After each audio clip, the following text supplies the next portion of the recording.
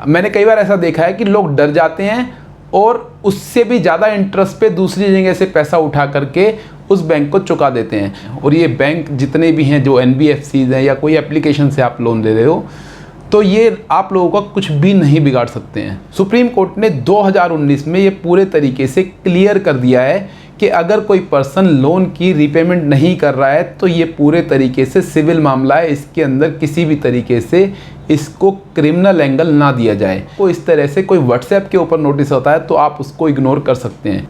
Hi friends, मैं advocate Yogesh Agarwal आज के इस इन्फॉर्मेटिव वीडियो में आपका स्वागत करता हूँ।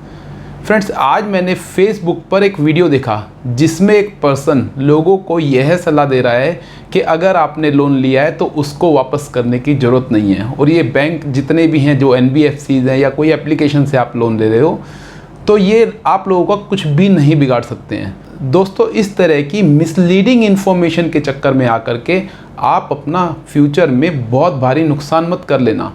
तो आज हम बात करेंगे, अगर आपने बैंक से, NBFC से या किसी भी मोबाइल एप्लीकेशन से लोन लिया है और आप उसकी पेमेंट नहीं कर पा रहे हैं तो आपके खिलाफ क्या लीगल कार्रवाई हो सकती है और आपको क्या क्या चीज़ें इसके अंदर ध्यान रखनी चाहिए और क्या क्या सावधानी आपको बरतनी चाहिए। तो सबसे पहले हम बात करते हैं कि लोन किस किस तरीके से आप ले सकते हैं। देखिए दोस्तों, आप दो तरीके के लोन लेते हैं जनरली। एक सिक्योर्ड लोन होते हैं और दूसरा अनसिक्योर्ड लोन होते हैं। सिक्योर्ड लोन की हम आज बात नहीं कर रहे हैं, क्योंकि जो मैं बात कर रहा हूं, आज जो मैंने वीडियो रिसीव करी है वो पर्टिकुलर NBFC से या मोबाइल एप्लीकेशन से जो आप अनसिक्योर्ड लोन लेते हैं उसके बारे में बात कर रहा हूँ। तो अनसिक्योर्ड लोन अगर आपने लिया है, अनसिक्योर्ड लोन का मतलब है जिसके बदले में, लोन लेने के बदले में आपने किसी भी तरह की बैंक को सिक्योरिटी नहीं दी है। तो आज हम बात करेंगे अनसिक्योर्ड लोन के बारे में।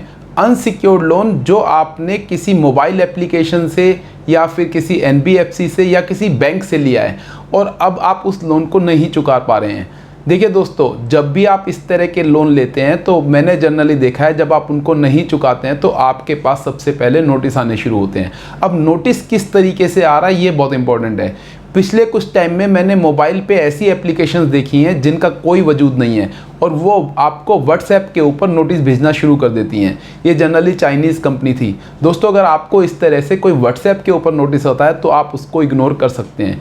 लेकिन अगर कोई अप्रूव्ड NBFC है जो रिजर्व बैंक ऑफ इंडिया से अप्रूव्ड है और वो आपको कोई नोटिस भेज रहे हैं, आपके घर पे कोई नोटिस भेज रहे हैं आपकी लोन की रीपेमेंट से रिलेटेड, तो आप उसको इग्नोर मत कीजिए।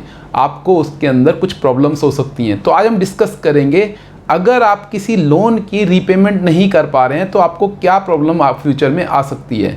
देखिए दोस्तों, जब भी इस तरह की लोन की आप रीपेमेंट नहीं करते हैं तो आपके फ़ोन पे घंटियाँ बजनी शुरू हो जाती हैं। आपको मैं बता देता हूँ, ये जितने भी फ़ोन करने वाले लोग होते हैं ये बैंक ऑफिशियल्स नहीं होते हैं। ये जनरली बैंक के द्वारा अपॉइंट किए गए DSA के लोग होते हैं जो आपको फ़ोन करके डराना शुरू कर देते हैं और वहाँ पर आपको कुछ ऐसा बोला जाता है जिससे आप डर के कई बार तो आप इमीडिएटली पेमेंट कर देते हैं। देखिए दोस्तों, मैं आपको ये नहीं बोल रहा हूँ कि आप पेमेंट मत कीजिए। अगर आपने कहीं से भी उधार में पैसा लिया है तो आपको उसकी पेमेंट ज़रूर करनी चाहिए। लेकिन आपको डर के कारण और किसी ऐसी स्थिति में उन लोगों से डर के, मैंने कई बार ऐसा देखा है कि लोग डर जाते हैं और उससे भी ज़्यादा इंटरेस्ट पे दूसरी जगह से पैसा उठा करके उस बैंक को चुका देते हैं। अब वो मुसीबत में तो थे ही, अब वो ज़्यादा मुसीबत में आ जाते हैं। तो आपको ऐसे लोगों से डरने की ज़रूरत नहीं है।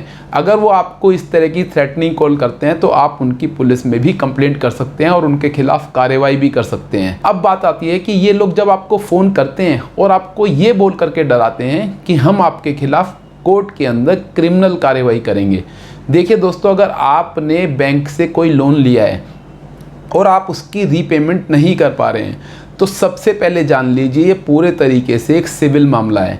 सुप्रीम कोर्ट ने 2019 में ये पूरे तरीके से क्लियर कर दिया है कि अगर कोई पर्सन लोन की रीपेमेंट नहीं कर रहा है तो ये पूरे तरीके से सिविल मामला है। इसके अंदर किसी भी तरीके से इसको क्रिमिनल एंगल ना दिया जाए और साथ ही ये उसके सिविल से रिलेटेड है।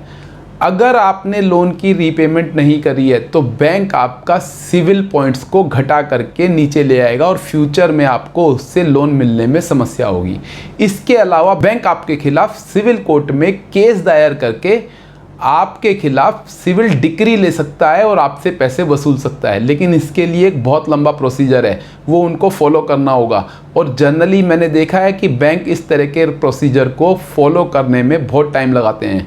वो डीएसए को अपॉइंट करके आपको डरा करके, आपको धमका करके ये पेमेंट निकालने की कोशिश करते हैं। तो कभी भी अगर आपके पास किसी डीएसए से कॉल आता है, वो आपको डराने की कोशिश कर रहा है, आपको डरने की ज़रूरत नहीं है। अगर आपके पास पैसा है तो आप पेमेंट कीजिए, क्योंकि आप उससे अपने सिविल स्कोर को भी सेव कर रहे हैं। यहाँ पर एक बात और बहुत इम्पॉर्टेंट है, मैंने कई केसेस के अंदर ऐसा देखा है कि लोग रीपेमेंट भी कर देते हैं और बैंक उनका सिविल स्कोर भी ठीक नहीं करते। जब भी आप कोई भी सेटलमेंट करते हैं, सबसे पहले ध्यान रखना है कि आपको अपने सिविल स्कोर को मेंटेन कराना है, नहीं तो फ्यूचर में जब आपको दोबारा से पैसे की ज़रूरत पड़ेगी तो कोई भी बैंक आपको लोन नहीं देगा। तो फ्रेंड्स, अगर आप कभी भी किसी भी एनबीएफसी बैंक या मोबाइल एप्लीकेशन से अगर आपने लोन लिया है और वहाँ पर आप उनके साथ कम अमाउंट में सेटलमेंट कर रहे हैं, तो आप ऐसी स्थिति के अंदर लीगल एडवाइस ज़रूर ले लें।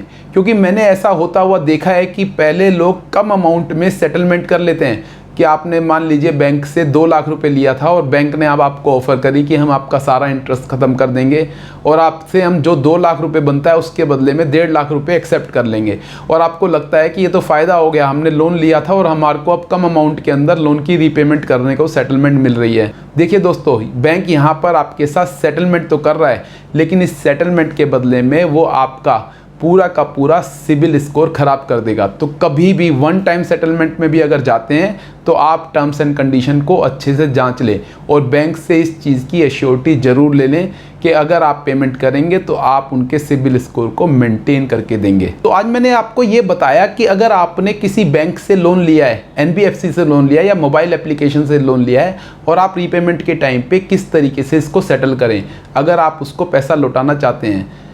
अगर आपको कोई इस तरह की मिसलीडिंग इन्फॉर्मेशन दे रहा है कि आपको बैंक का पैसा लौटाने की ज़रूरत नहीं है, आपके खिलाफ कोई कार्रवाई नहीं होगी, जी हाँ, मैं मानता हूँ कि आपके खिलाफ कोई क्रिमिनल कार्रवाई नहीं होगी, लेकिन बैंक आपके खिलाफ सिविल सूट डाल सकता है। मैं ये भी मानता हूँ कि बैंक जनरली इतने छोटे केसेस के अंदर सिविल सूट डालने में देरी करता है, लेकिन आपको इसके कारण एक बहुत बड़ा नुकसान भी होता है। जब भी आप इस तरह के छोटे से लोन की रीपेमेंट नहीं करते हैं, उसके कारण आपका सिविल स्कोर ख़राब हो जाता है और फ्यूचर में जब आपको रियली में बड़े अमाउंट की लोन की ज़रूरत होती है, आपको वो लोन किसी भी बैंक के द्वारा नहीं मिलता है। तो कभी भी अगर आप ऐसी स्थिति में आ जाते हैं कि आपने कोई बैंक से लोन लिया है और आप उसकी रीपेमेंट नहीं कर पा रहे हैं, तो आप बैंक ऑफिशियल से मीटिंग रखिए। आपके पास जो डीएसए से फ़ोन आते हैं उनके साथ मीटिंग करने की ज़रूरत नहीं है, आप बैंक ऑफिशियल से डायरेक्टली मीटिंग रखिए और अपनी प्रॉब्लम को डिस्कस करके इसका एक प्रॉपर सॉल्यूशन निकालिए। आपको सॉल्यूशन ज़रूर मिलेगा। बैंक आपकी इंस्टॉलमेंट को इंक्रीज कर सकता है और यहाँ तक कि आपके रेट ऑफ इंटरेस्ट को भी घटा सकता है। बैंक ऑफिशियल्स के पास इस तरह की पावर्स होती हैं। तो आप कभी भी इस तरह की मिसलीडिंग इन्फॉर्मेशन को सुन करके एक छोटे से लोन अमाउंट के चक्कर में अपना फ्यूचर में बड़ा नुकसान मत करा लेना। अगर आपका भी इस इन्फॉर्मेशन से रिलेटेड कोई भी प्रश्न है तो कमेंट बॉक्स में ज़रूर लिखें। मैं एडवोकेट योगेश अग्रवाल आपके कानूनी अधिकारों को लेकर के आपके साथ जुड़ता रहूँगा। जय हिंद, जय भारत।